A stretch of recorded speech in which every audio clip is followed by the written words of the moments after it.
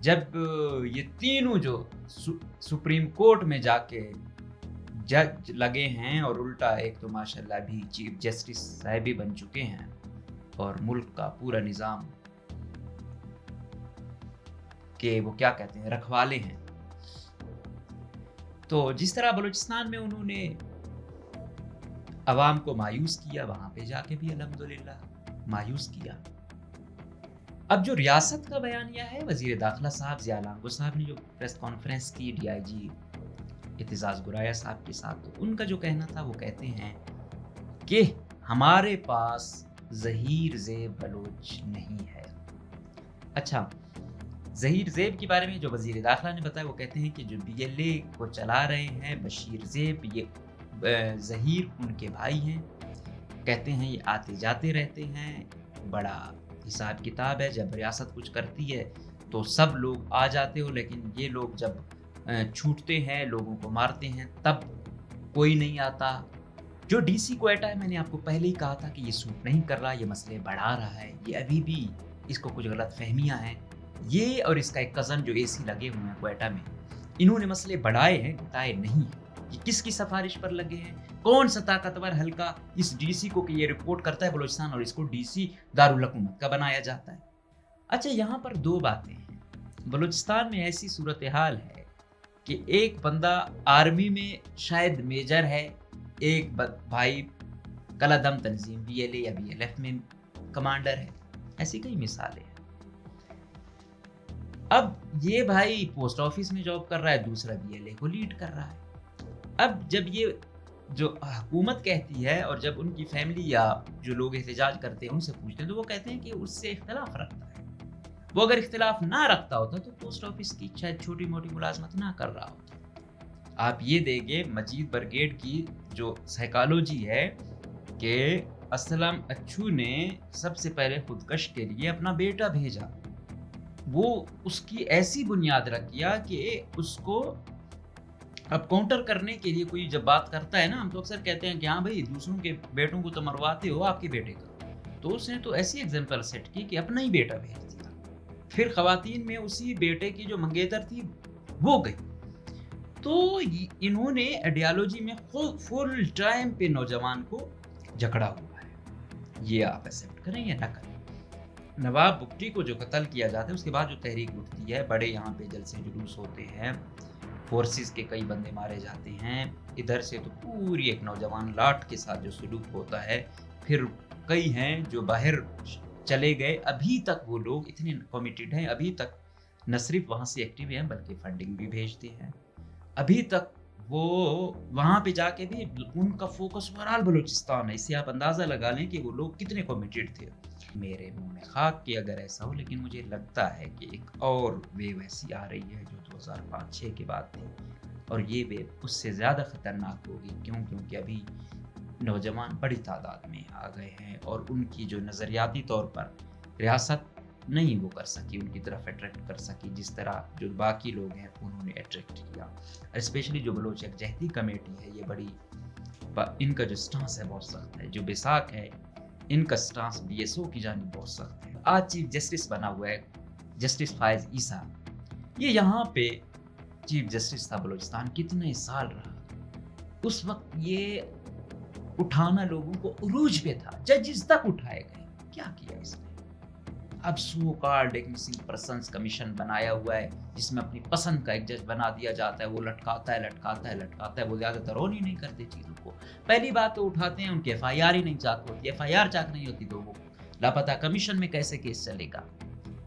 Intelligence والے کہتے ہیں کہ کوئی بندہ ہم پکڑتے ہیں کہ اس نے یہ کیا، وہ پیش کیا جاتا ہے، عدالت اس کو چھوڑ دیتی ہے۔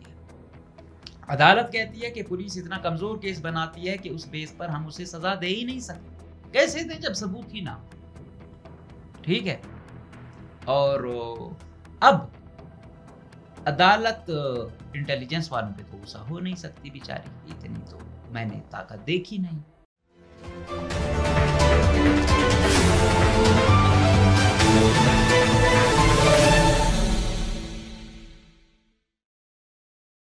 السلام علیکم۔ آج بلوچستان کو ماشاءاللہ ایک اور एजाज़ मिला है कि हमारे जो मोहतरम जस्टिस साहिबान हैं बलूचिस्तान में तो कुछ नहीं कर सके, जब ये तीनों जो सुप्रीम कोर्ट में जाके जज लगे हैं और उल्टा एक तो माशाल्लाह भी चीफ जस्टिस साहब भी बन चुके हैं और मुल्क का पूरा निज़ाम के वो क्या कहते हैं रखवाले हैं। तो जिस तरह बलूचिस्तान में उन्होंने अवाम को मायूस किया, वहां पे जाके भी अल्हम्दुलिल्लाह मायूस किया। इस पे बात करेंगे और साथ में बात करेंगे कि बलूचिस्तान में वैसे तो लापता होते हैं आए रोज, लेकिन अभी जो एक प्रोटेस्ट जोरों पर है, कल भी उन्होंने रेड जोन में आने की कोशिश की और आंसू गैस की शेलिंग हो गई, बड़े पैमाने पर जो है ना लाठीचार्ज हुआ और रात को वो फिर आए। इस पे बात करेंगे। तो सबसे पहले बात करते हैं इसी मिसिंग पर्सन की। जो मिसिंग पर्सन है, वैसे तो इशू आपको पता है कि 2000 से ही चला आ रहा है, वैसे बल्कि इससे भी पीछे जाएं तो जो पहला मिसिंग पर्सन बताया जाता है वो अख्तर महंगल का भाई बताया जाता है, जिसको जुल्फ़िकार अली भुट्टो के दौर में उठाया गया और आज तक उसका पता नहीं है कि वो कहाँ पे है। अगर वो वफात भी पा चुके हैं तो उनकी कब्र कहाँ है, उनको दफनाया कहाँ पे किया है। तो बताया जाता है कि अख्तर महंगल का भाई लश्कर बलूचिस्तान चला रहा है या ये लोग सपोर्ट करते हैं उसको। तो ये भाई जो उसका उठाया गया, लापता किया गया, इसकी हकीकत वो ग्रुप आपको कभी नहीं बताएगा। तो ये चीज़ भी अगर जावेद महंगल पर यह है कि वो लश्कर बलूचिस्तान चला रहा है तो असद महंगल को भी उठाया गया, उसका भी थोड़ा बहुत जिक्र मेरे ख्याल में होना चाहिए। हम लोग सिर्फ एक पॉइंट ऑफ व्यू बताते हैं, दूसरा नहीं बताते। मसला यही है, एस्टेब्लिशमेंट ने अपना रखा हुआ पॉइंट ऑफ व्यू, फिर इसी तरह हमारे यार लोगों ने, चाहे वो कौम परस्त हूँ या दूसरे हूँ, उन्होंने अपना एक रखा हुआ है। तो जब तक हम हकीकत पे बात नहीं करेंगे फिर ये सिलसिला चलता आएगा। अब जिसके लिए एहतजाज हो रहा है, बलूच यकजहती कमेटी वाले कर रहे हैं, बाकी पार्टियों वाले भी उसे सपोर्ट कर रहे हैं, जिसमें BSO के तकरीबन तमाम धड़े पेश हैं। तो फिर बिसाक student Bloch student action committee है, उसको आप BYC का स्टूडेंट विंग भी कह सकते हैं। इनके नज़रियाती तौर पर ये एक दूसरे से काफ़ी मुमासलत रखते हैं, बल्कि जो यहाँ से फारिगुल तहसील होते हैं ज़्यादातर हमने उनको बलोच यकजहती कमेटी में ही देखा है। तो ये एक बड़ी आइडियालॉजिकल पोजीशनें हैं। तो कोई इनको जोड़ता है BNM और BSO आज़ाद से, कोई क्या कहता है। बहरहाल उनकी एक आइडियालॉजी है, उसको मानना पड़ेगा और बड़ा हार्ड स्टांस है उनका, ये भी मानना पड़ेगा। अब आते हैं लापता होने वाले शख्स ज़हीर बलोच पर, जिनको 27 जून को दिन के तकरीबन 1 से 2 बजे के दरमियान लापता किया गया। घर वाले कहते हैं कि वो बशीर ज़ेब बलोच जो हैं, वो कहते हैं पिछले 15 सालों से पोस्ट ऑफिस में अपनी खिदमत दे रहे थे। तो 27 जून को उन्होंने कहा कि मैं ऑफिस से आ रहा हूँ। 1 बजे के बाद कहते हैं कि जो हमने CCTV फुटेज निकलवाई या पता करवाया, सदाबहार टर्मिनल तक थे, उसके आगे उनका पता नहीं चल रहा। तो उन्होंने फिर धरना दिया सरियाब सेशन कोर्ट के सामने। तकरीबन परसों तक वो वहाँ पर धरना दिए बैठे थे। आज भी उनका धरना अभी तक वहाँ चल रहा है। वो के डेडलाइन दी गई कि आज 4-5 बजे तक अगर ज़हीर बलोच समेत जो लोग गिरफ्तार किए गए हैं उनको नहीं छोड़ा जाता तो ये फिर शायद पूरा क्वेटा जाम कर दे। तो ये बलोच यकजहती कमेटी की जो ऑर्गेनाइज़र हैं या कन्वीनर हैं, जो भी कहें, मारंग बलोच, उसकी जानिब से रात कहा गया था। अब जो रियासत का बयानिया है, वज़ीर दाखिला साहब ज़िया लांगो साहब ने जो प्रेस कॉन्फ्रेंस की DIG इत्तिज़ाज़ गुराया साहब के साथ, तो उनका जो कहना था वो कहते हैं कि हमारे पास ज़हीर ज़ेब बलोच नहीं है।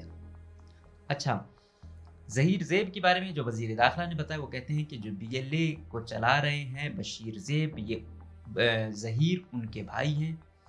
कहते हैं ये आते जाते रहते हैं, बड़ा हिसाब किताब है, जब रियासत कुछ करती है तो सब लोग आ जाते हो, लेकिन ये लोग जब छूटते हैं, लोगों को मारते हैं, तब कोई नहीं आता।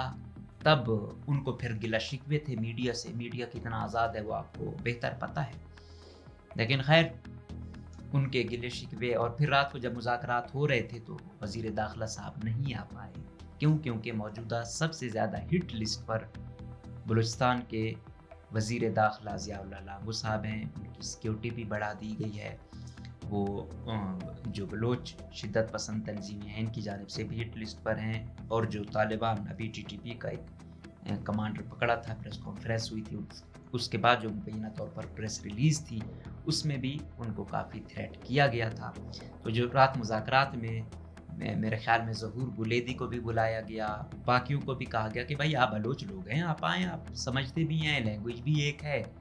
तो मीर अली मदद जतक साहब को भी बुलाया गया, लेकिन नहीं आए। एक वक्त मोहम्मद काकड़ थे जो वज़ीर लाइफ स्टॉक हैं वो, और कमिश्नर थे और DC थे, और बाकी इंटेलिजेंस के जो होते हैं वो आसपास थे। हर एक का ज़ाहिर बात है कि एक नुमाइंदा तो होता है। जो DC क्वेटा है, मैंने आपको पहले ही कहा था कि ये सूट नहीं कर रहा, ये मसले बढ़ा रहा है, ये अभी भी इसको कुछ गलत फहमियाँ हैं।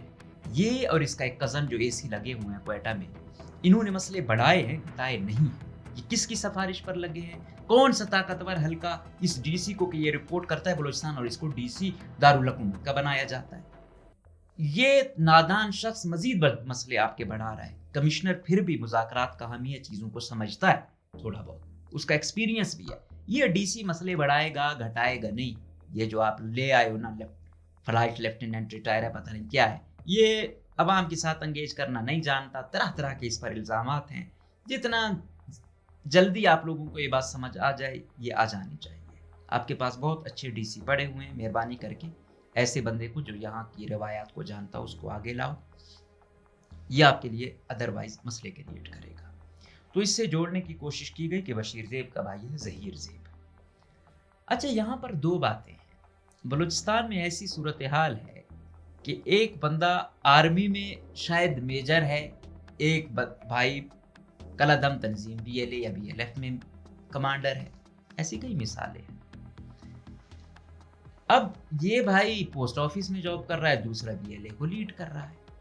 अब जब ये जो हुकूमत कहती है और जब उनकी फैमिली या जो लोग एहतजाज करते हैं उनसे पूछते हैं तो वो कहते हैं कि उससे इख्तलाफ रखता है। वो अगर इख्तलाफ ना रखता होता तो पोस्ट ऑफिस की शायद छोटी मोटी मुलाजमत ना कर रहा होता। और दूसरी तरफ अगर ये चीज़ होगी तो वो भी जाएगा। एक और जो सिचुएशन है, जो थ्योरी वो होती है, वो ये है कि BLA वालों ने शाबान से जो 6-7 लोग अपने पास रखे हुए हैं और उनको मुबैना तौर पर कहा गया है कि ये रियासत के लोग हैं, ये मतलब इंटेलिजेंस इदारों के लोग हैं, और हमने रियासत को पेशकश की कि कैदियों का तबादला हो। इन्होंने नहीं किया, लिहाजा उनको बलोची अदालत के मुताबिक उन्होंने अपनी जो उनका निज़ाम है उसको उन्होंने बलोची अदालत का नाम दिया हुआ है। कहते हैं उसके मुताबिक उनको जो है ना सज़ा सुनाई गई या सज़ा सुनाई जाएगी। तो हम तो दुआगो हैं कि किसी भी शख्स को खून नहीं किया जाना चाहिए, ना हो। लेकिन लगता यही है कि इसके भाई को उठा लिया गया कि भाई अगर उनको नुकसान पहुंचाते हैं तो जो भी इदारे हैं, इदारा तो कोई भी और नहीं कर रहा, तो इसके भाई को मार दिया जाएगा। रियासत तो यहाँ तक भी कह रही है कि ये लोग अफगानिस्तान चले जाते हैं। अब क्या अफगानिस्तान में भी हम इनको ढूंढें? बहरहाल एक बात है, रियासत चाहे वो खुद गया है, चाहे जो भी हुआ है, रियासत जिम्मेदार है। रियासत ने ये बताना है, इदारे आप हैं, आम बंदे को क्या पता है?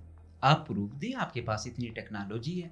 अगर वो कह रहे हैं, इतने एक घराना अगर इतना जोरावर हो गया, वो बोल रहा है कि यहाँ तक हमें मालूमात हैं कि यहाँ तक वो था, आगे पता नहीं है, तो रियासत ये नहीं पता कर सकती, यह करना नहीं चाहती। लेकिन अगर दूसरी जानिब अगर खुदा न खास्ता उनको कोई तकलीफ होती है या कोई उनका नुकसान होता है, जो शाबान वाले लोग इन्होंने अगवा किए हुए हैं, तो उस बेस पे अगर करेंगे कि हाँ अगर आप उनको नुकसान देंगे तो हम ज़हीर को देंगे, तो यकीन जानिए ये उनकी फितरत में है, वो फिर ज़रूर देंगे। आप ये देंगे, मजीद ब्रिगेड की जो साइकोलॉजी है कि असलम अच्छू ने सबसे पहले खुदकश के लिए अपना बेटा भेजा, وہ اس کی ایسی بنیاد رکھ گیا کہ اس کو اب کاؤنٹر کرنے کے لیے کوئی جب بات کرتا ہے نا، ہم تو اکثر کہتے ہیں کہ ہاں بھائی دوسروں کے بیٹوں کو تو مرواتے ہو، آپ کے بیٹے کا، تو اس نے تو ایسی ایگزامپل سیٹ کی کہ اپنا ہی بیٹا بھیج دیا. پھر خواتین میں اسی بیٹے کی جو منگیتر تھی وہ گئی. تو انہوں نے آئیڈیالوجی میں فل ٹائم پہ نوجوان کو جکڑا ہوا ہے. یہ آپ ایکسپٹ کریں یا نہ کریں. اب دوسری بات آپ نے دیکھا ہوگا کہ یہ جو کرتے ہیں گوریلا وار میں ایسے حساب کتاب ہوتا تھا کہ جب یہ تھی مطلب 70s کی میں آپ کو بات بتاتا ہوں، تو یہ تھا کہ بھائی جب یہ حملہ کرتے تھے پھر جب بھاگتے تھے تو کچھ وہ تھے وہ ویسے کہتے تھے کہ میرا مطلب پاؤں میں موچ آ گئی یا ٹانگ میں یہ ہو گیا وہ ہو گیا. وہ کیوں؟ وہ بلوچیت میں وہ اپنے آپ کو کمزور نہیں شو کرنا چاہ رہے ہوتے تھے کہ بھائی ایسا نہ ہو کہ ہم نے وہ کیا اور ہم فوراً بھاگیں اور وہ کہیں کہ یہ اتنا جو ہے نا بزدل ہے یا جو بھی ہے وہ اس کا نام ان کے کوڈ آف کنڈکٹ میں جو بھی وہ کریں. تو بعد میں اس وقت کہتے ہیں کہ خیر بخش مری صاحب نے باقاعدہ ان کو وہ کہا اور ان سے یہ لیا کہ آپ نے یہ چیز بالکل نہیں کرنی. مطلب جو یہ ظاہری بات ہے یہ چیز آج تو نہیں آئی، اس پہ برابر کام ہوا ہے. اچھا، نواب بگٹی کو جو قتل کیا جاتا ہے اس کے بعد جو تحریک اٹھتی ہے، بڑے یہاں پہ جلسے جلوس ہوتے ہیں، فورسز کے کئی بندے مارے جاتے ہیں، ادھر سے تو پوری ایک نوجوان لاٹ کے ساتھ جو سلوک ہوتا ہے. پھر کئی ہیں جو باہر چلے گئے، ابھی تک وہ لوگ اتنے کمیٹڈ ہیں، ابھی تک نہ صرف وہاں سے ایکٹیو ہیں بلکہ فنڈنگ بھی بھیجتے ہیں. ابھی تک وہ وہاں پہ جا کے بھی ان کا فوکس بہرحال بلوچستان ہے. اس سے آپ اندازہ لگا لیں کہ وہ لوگ کتنے کمیٹڈ تھے. اچھا، وہ کچھ لوگ تھے جو اس وقت یونیورسٹی میں یا کچھ حلقہ احباب میں تھے. جو اب والے لوگ ہیں، جو نوجوان کل آئے، 200 کے لگ بھگ تعداد ہوگی جو یا 250 کی لگ بھگ تعداد ہوگی. 23 گرفتار ہوتے ہیں، 5 خواتین بھی ان میں شامل ہیں، ابھی تک غالباً گرفتار ہیں. اب کیا ہوا کہ بڑی آنسو گیس کی ان پر شیلنگ ہوئی، بہت زیادہ خواتین کی بھی حالت غیر ہو گئی. پھر جو ویڈیوز آئیں کہ پولیس والوں کو بھی وہ گالیاں بھی دے رہے ہیں، یہ کر رہے ہیں وہ کر رہے ہیں. لیکن بات یہی ہے کہ آپ اتنا کچھ کرو گے تو نہیں ہوگا. ایک گھر کا ایک بندہ گیا ہوا ہے اور احتجاج کا حق بھی نہیں ہوگا تو پھر کیا ہوگا. ان لوگوں نے سریاب میں 10-12 دن تک روڈ بند کیے رکھے اور لوگ کافی مقامی لوگ کافی وہ کر رہے تھے کہ یار یہ کیا ہے، تنگ کیا ہوا ہے. اور حکومت خوش تھی کہ عوام اور یہ لگے ہوئے آپس میں، یہ فیملی، تو ان کو سروکار ہی نہیں تھا. پھر انہوں نے جب حکومت کو تکلیف دینے کی کوشش کی، ریڈ زون میں آنے کی کوشش کی، تب ان کو تکلیف ہوئی. اچھا، ریڈ زون میں یہ تو کہہ رہے ہیں ایک حکومت کا ایک فیصلہ دیا کہ بھائی ریڈ زون میں احتجاج نہیں ہوگا. یہ فیصلہ آئیڈیالوجیکل طور پر تو بہتر ہے، لیکن گراؤنڈ ریئلٹی میں اگر لوگ ریڈ زون میں نہیں آتے تو کہاں جائیں؟ ان کی کوئی سنوائی ہی نہیں ہوتی ہے. دوسری جانب پولیس کیا کرے؟ پولیس والے بھی بیچارے، ان کو آگے کیا ہوا ہے. یہ اٹھانے والے کون ہیں اور آگے پولیس ہے. تو اب پولیس کے خلاف بھی لوگ کافی، کل جو لینگویج استعمال ہو رہی تھی بڑی تکلیف دہ تھی. بہت تکلیف دہ ہوتی ہے کسی شخص کے خلاف ہو اور اداروں کے خلاف ہو تو اور زیادہ. لیکن ادارے بھی تو سوچیں آخر لوگ کیوں، اگر کوئی طاقتور کے خلاف نفرت کر رہا ہے یا ایسی لینگویج استعمال کر رہا ہے تو وہ بے وقوف نہیں ہے. کچھ تکلیف اسے پہنچ رہی ہے تو وہ ایسا کر رہا ہے. تو یہ چیزیں ابھی بڑھیں گی. ابھی مجھے جو لگتا ہے، میں خدا نخواستہ یا وہ کیا کہتے ہیں ایسا ہو اور میرے منہ میں خاک کی اگر ایسا ہو، لیکن مجھے لگتا ہے کہ ایک اور ویو ایسی آ رہی ہے جو 2005-06 کے بعد تھی، اور یہ ویو اس سے زیادہ خطرناک ہوگی. کیونکہ ابھی نوجوان بڑی تعداد میں آ گئے ہیں اور ان کی جو نظریاتی طور پر ریاست نہیں وہ کر سکی، ان کی طرف اٹریکٹ کر سکی جس طرح جو باقی لوگ ہیں انہوں نے اٹریکٹ کیا. اسپیشلی جو بلوچ یکجہتی کمیٹی ہے، یہ بڑی، ان کا جو سٹانس ہے بہت سخت ہے. جو بیساکھ ہے، ان کا سٹانس BSO کی جانب بہت سخت ہے. تو یہ دیکھنا ہوگا، ابھی بھی وقت ہے. جو سیاسی حقیقی فورسز ہیں ان کو انگیج کریں. فارم 47 والے آپ کے لیے مسئلے کم نہیں کر سکتے، بڑھا سکتے ہیں. صرف برائے نام سسٹم چلتا رہے ایسا نہیں ہوگا. آپ کا سسٹم ایسا ہے کہ کرپٹ سے کرپٹ نوازا جا رہا ہے. جو کرپٹ لوگ ہیں ان کو اچھی سے اچھی پوسٹنگ دی جا رہی ہیں، جو کرپٹ لوگ ہیں ان کو ڈبل سیکریٹریشپ دی جا رہی ہے. اس نظام میں آپ کیا لوگوں کو یقین دلاؤ گے کہ اس نظام میں آپ کے لیے کچھ ہے. تو یہ ہے. اب دوسری جانب عدالتیں ریڈ زون پر تو وہ کر دیتی ہیں، لیکن کوئی گمشدہ ہوتا ہے تو کچھ نہیں ہوتا. عدالت خود بے بس نظر آتی ہے. اور اس کی اب آپ مثال، آج چیف جسٹس بنا ہوا ہے جسٹس فائز عیسیٰ. یہ یہاں پہ چیف جسٹس تھا بلوچستان، کتنے سال رہا. اس وقت یہ اٹھانا لوگوں کو عروج پہ تھا، ججز تک اٹھائے گئے. کیا کیا اس نے؟ اب سو کالڈ ایک مسنگ پرسنز کمیشن بنایا ہوا ہے جس میں اپنی پسند کا ایک جج بنا دیا جاتا ہے. وہ لٹکاتا ہے. وہ زیادہ تر آن ہی نہیں کرتے چیزوں کو. پہلی بات تو اٹھاتے ہیں ان کی ایف آئی آر ہی نہیں چاک ہوتی. ایف آئی آر چاک نہیں ہوتی تو وہ لاپتہ کمیشن میں کیسے کیس چلے گا؟ تو یہ ہے ایک سلسلہ. اب دوسرا چیف جسٹس گیا جمال مندوخیل صاحب. تیسرا چیف جسٹس گیا نعیم اختر افغان صاحب. نعیم اختر افغان جب جسٹس تھا، چیف جسٹس بلوچستان بھی نہیں بنا تھا، اچھی ریپوٹیشن تھی. لیکن جب یہ چیف جسٹس بنا اس وقت مجھے پتہ چل گیا کہ یار ہم بھی بے وقوف لوگ ہیں بلوچستان والے، کہ جو چیف جسٹس بنتا ہے اس سے شاید امیدیں لگا دیتے ہیں. ہمیں کیا پتہ ہوتا ہے کہ وہ طاقتور حلقوں کے اس کے بھی پر جلتے ہیں. کیا دیا ان تینوں کے دور میں؟ یہ کھیل چلتا رہا، ابھی چل رہا ہے. یہی جسٹس ہاشم کاکڑ صاحب ہیں، جب تقریر کی کہ یہاں مائیں روڈوں پر ہیں، فلاں ہیں، مسنگ پرسنز ہیں، کیا کیا ہے؟ ابھی آئے ہیں، چلا رہے ہیں. ابھی شاید 2-3 مہینوں بعد یہ بھی سپریم کورٹ میں جائے. What you have done for them؟ آپ نے ان کے لیے کیا کیا؟ ہم تو کم سے کم اتنے، ہمارے ہاتھ میں کچھ اختیارات ہی نہیں ہیں. ہمارے ہاتھ میں صرف بولنا ہے. ہم صرف عوام کو بتا سکتے ہیں کہ ریئل سچویشن کیا ہے، وہ ہم بتا رہے ہیں. شاید ہم آپ لوگوں سے کمزور بھی ہیں، آپ لوگوں کی طرح ہمیں پریویلیج بھی نہیں ملی ہوئی، آپ لوگوں کی طرح ہماری سیکیورٹی بھی نہیں ہے، پھر بھی بول رہے ہیں. شاید آپ لوگوں کی جگہ ہم ہوتے تو شاید ہم 1-2 فیصلے وقار سیٹھ جیسے بھی دے سکتے تھے. لیکن کاش بلوچستان کو بھی وقار سیٹھ جیسے جج ملے ہوتے تو شاید یہ سچویشن ایسی نہ ہوتی، یا اٹھانے والوں کو تھوڑا بہت ڈر ہوتا. ابھی نوجوان لڑکے لڑکیاں رات کو 2-3 بجے تک دھرنا دیے بیٹھے ہیں. یہ وہ لوگ ہیں جو ماں باپ کی بھی شاید نہیں سنتے ہیں. تو ریاست ان کو کیا وہ کرے گی؟ وہ اس نہج تک پہنچ چکے ہیں. اور رات میں وہاں پہ تھا تو جو دیکھ رہا تھا وہ جو میر احمد کے گانے اور دوسرا تو وہ تو تیار ہے ہر اس تک پہنچنے کے لیے. اور ان کو پتا ہے کہ ریاست میں ادارہ انٹیلیجنس اور بلوچ جمان ایسے ہیں، درمیان میں کوٹ پولیس یہ دائمی چیزیں ہیں. ان کو پتہ ہے ہمیں وہ ٹارگٹ کر رہا ہے، وہ کہتے ہیں ہمیں یہ ٹارگٹ کر رہا ہے. عدالت پہ الحمدللہ دونوں کو اعتماد نہیں ہے. انٹیلیجنس والے کہتے ہیں کہ کوئی بندہ ہم پکڑتے ہیں کہ اس نے یہ کیا وہ پیش کیا جاتا ہے، عدالت اس کو چھوڑ دیتی ہے. عدالت کہتی ہے کہ پولیس اتنا کمزور کیس بناتی ہے کہ اس بیس پر ہم اسے سزا دے ہی نہیں سکتے. کیسے دیں جب ثبوت ہی نہ ہو؟ ٹھیک ہے. اور اب عدالت انٹیلیجنس والوں پہ تو غصہ ہو نہیں سکتی بیچاری، اتنی تو میں نے طاقت دیکھی نہیں.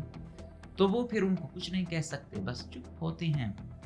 اور اب یہ انٹیلیجنس پر ہے کہ وہ جو فیصلہ کریں، ان کی اپنی عدالت ہے. وہ جس کو رہا کرے، جس کو اٹھائے، جس کو مار دے. اس طرح پھر بی ایل اے والوں نے اپنی ایک عدالت لگائی ہوئی ہے، بلوچی عدالت کا نام دیا ہوا ہے. کسی کو بھی اٹھا کے ریاست کا مخبر قرار دے دیتے ہیں، کسی کو اٹھا کے کہتے ہیں کہ یہ فلاں قوم کا ہے تو یہ انٹیلیجنس کا ہی بندہ ہے. تو ثبوت دونوں ہی نہیں دیتے. عوام دونوں میں ہی کنفیوز ہے. جو بلوچ نوجوان ہے وہ دیکھتا ہے کہ یار پتہ نہیں ایسے اٹھائے جا رہے ہیں، کل میں بھی اٹھایا جا سکتا ہوں. بہتری یہی ہے کہ ایک ہجوم کی صورت میں رہوں تو شاید بچ جاؤں. پھر عدالت درمیان میں نہیں ہوگی، سیاستدان ایسے ہوں گے وہ الٹا مسئلے بڑھائیں گے، تو پھر کیا ہوگا؟ یہ بہت بڑی ڈیبیٹ ہے اور یہ بہت بڑے مسائل کو جنم دے رہی ہے. اور یہ آئے گا. اب انٹیلیجنس کو، اسٹیبلشمنٹ کو یہ پتہ چلے گا جب حقیقی قیادت نہیں ہوتی تو کیا ہوتا ہے. ہاں پھر بلوچستان کو بس جنگ پہ چلتی رہے، ترقی نہیں ہوگی تو یہ تو پوری قوم آپ اپنے خلاف کر لو گے. اور اگر آپ ایسا کرنا چاہتے ہیں تو پھر شوق سے کریں. اس طرف سے بھی لوگ مریں گے، ادھر سے بھی مریں گے، باقی ہوگا کچھ نہیں. नफरतें बढ़ेंगी, तरक्की नहीं होगी, लोग उनकी जानिब ज़्यादा अट्रैक्ट होंगे, ये चलता रहेगा। फिर अगर आपको ये चीज़ सूट करती है करते रहें। हम तो आदी हो चुके हैं इस चीज़ के।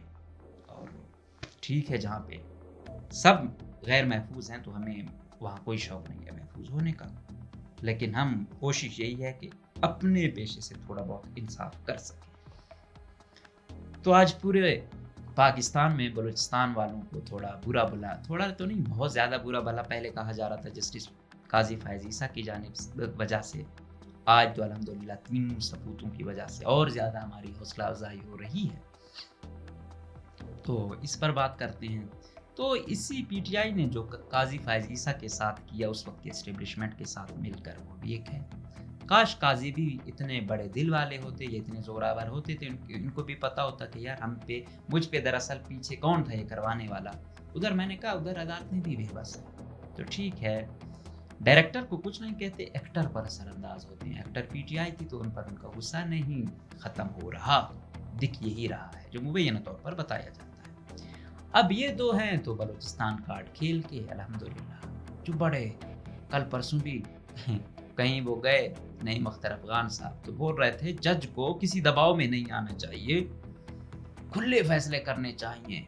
मैंने कहा काश इसी अपनी थ्योरी पर आप भी थोड़ा अमल करते तो क्या होता।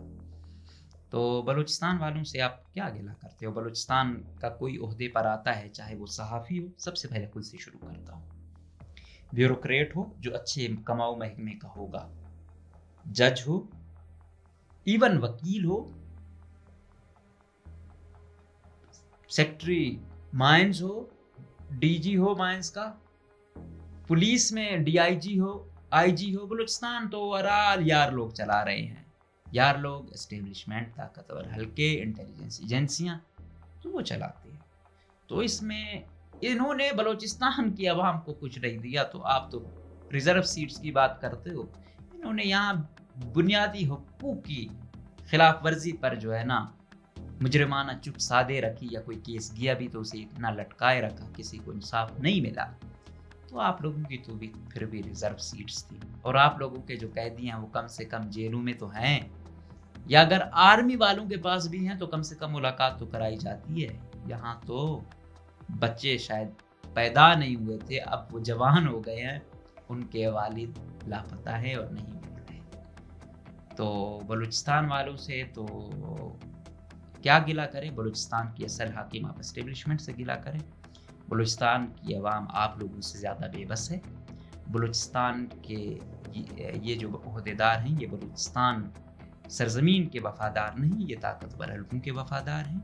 ये उनकी खुशनुदी के लिए ही काम करते हैं, तमाम फरीक जो मैंने आपको बताए हैं। तो ये सिलसिला चलता रहेगा। बलूचिस्तान से जो भी आता रहेगा उस पर आपने डाउट ही करना, चाहे मैं ही क्यों ना आऊँगा तो कोई ना कोई कंप्रोमाइज़ मैं भी इन पैरामीटर्स पे ही आऊँगा। तो हाँ, शायद बाहर का कोई चैनल हो तो वहाँ पे थोड़ा बहुत मेरिट को देखा जाता है। यहाँ वाले तो अल्हम्दुलिल्लाह यार लोगों के हुक्म पर ही चलते हैं। तो आप लोगों के गिल्ले शिकवे बजा सही, लेकिन बलूचिस्तान के ओहदेदार और बलूचिस्तान की अवाम ये बिल्कुल मुतज़ाद चीज़ें हैं। ये बलूचिस्तान में उस वक्त से ही फार्म 47 वाले लोग आते आ रहे हैं। यार लोगों को यही सूट करते हैं।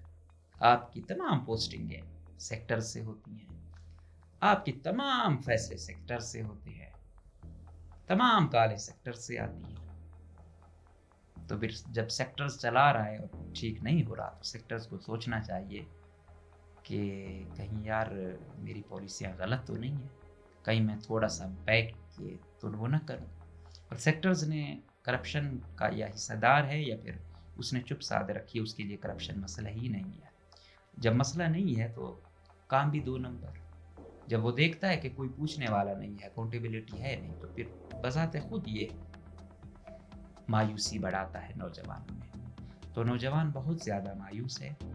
तो ये तशद्दुद उसे और उस जानिब राग़िब करता है कलअदम तंजीमों को ज्वाइन करनी, उनके लिए हमदर्दी पैदा करने पर। तो जब तक ऐसे हाकिम हम पर मुसल्लत होंगे तो ये मसले बढ़ेंगे से घटेंगे नहीं। لیکن اوورال ہم پھر بات کر رہے ہیں یہ شعبان سے جو اٹھائے گئے وہ اگر ان کو وہ کر رہے ہیں تو ثبوت دے.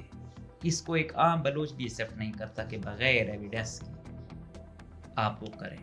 آپ لوگ بھی اب کہتے ہو کہ آپ کی انٹیلیجنسیاں ہیں, آپ بتائیں کہ اس کو کس اکاؤنٹ سے تنخواہ آ رہی ہے, اس نے کون سی کارروائی ہوتی ہے.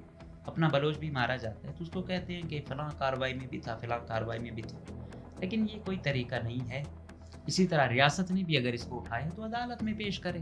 24 گھنٹے 27 سے آج تک آپ لوگ وہ پورا نہیں کر پائے ہو, اس کو عدالت میں پیش نہیں کر رہے. تو یہ مسئلے بڑھ رہے ہیں, گھٹ نہیں رہے. ہماری عدالتیں انفارچونیٹلی اکا دکا جج آج بھی اچھا ہے, لیکن بحیثیت مجموعی ہماری عدالتیں ناکام ہیں. یہ انٹیلیجنس والے کہتے ہیں ہم سے پہلے. ہماری انٹیلیجنس والے اس بات میں ناکام ہے کہ وہ کسی کو قانونی طریقے سے مجرم نہیں ثابت نہیں کر پا رہے. یہ ان کے لیے وہ. اسی طرح جو ہمارے یہی ہوتے ہیں بلوچ, تو ان کا بھی ابھی تک وہ نہیں ہے کہ آخر کیا وجہ ہے, کہ یہ بھی کلیئر نہیں ہے. ریاست تو اپنا وہ کرتی ہے, لیکن وہ کہتی ہے کہ یہ بھی یہاں یہ ہوا ہے, اس میں یہ ہے. لیکن کیا کریں, سچویشن ایسی ہے. میں نے کہا جب ایک بھائی ادھر ہے ایک ادھر ہو تو بڑی سچویشن مکس ہے. اس سچویشن میں میرٹ یا چیزوں کو بڑا سوچ سمجھ کے نکالنا بڑا ٹف ہو گیا ہے. یہ مسئلے بہت بڑھتے نظر آ رہے ہیں. ابھی بھی وقت ہے جو حقیقی قیادت ہے, اسٹیبلشمنٹ کی ہو, مذہبی پارٹیوں کی ہو, یا غلط تنظیموں کی ہو, یا ہماری انٹیلیجنس ایجنسیوں کی ہو, ان سب کو ملنا ہوگا. جمہوریت ہوگی تو یقین کریں کوئی قلعدم تنظیم نہیں چل پائے گی. جب چناؤ ہوگا, منتخب کیے جائیں گے لوگ, پھر یقین جانیے جمہوری لوگ بھی اس میں چلے جائیں گے. حل واحد ابھی بھی بچا ہے. انڈیا آج بھی اگر چل رہا ہے, واحد ریزن جمہوریت ہے. امریکہ چل رہا ہے, جمہوریت ہے. آج ان میں جمہوریت ختم ہو گئی تو یقین جانیے ان کا حل ہم سے بھی ہوگا. پھر نہ معیشت چلے گی, نہ کوئی استحکام آئے گا. 100 آپریشنز ہوں, 100 چیزیں, کوئی بھی چیز ٹھیک نہیں ہوگی. ابھی بھی وقت ہے, ہوش کے ناخن لیں, عوام کی رائے کا احترام کریں اور مل بیٹھ کر مسئلے حل کریں. اجازت دیجیے, اللہ حافظ.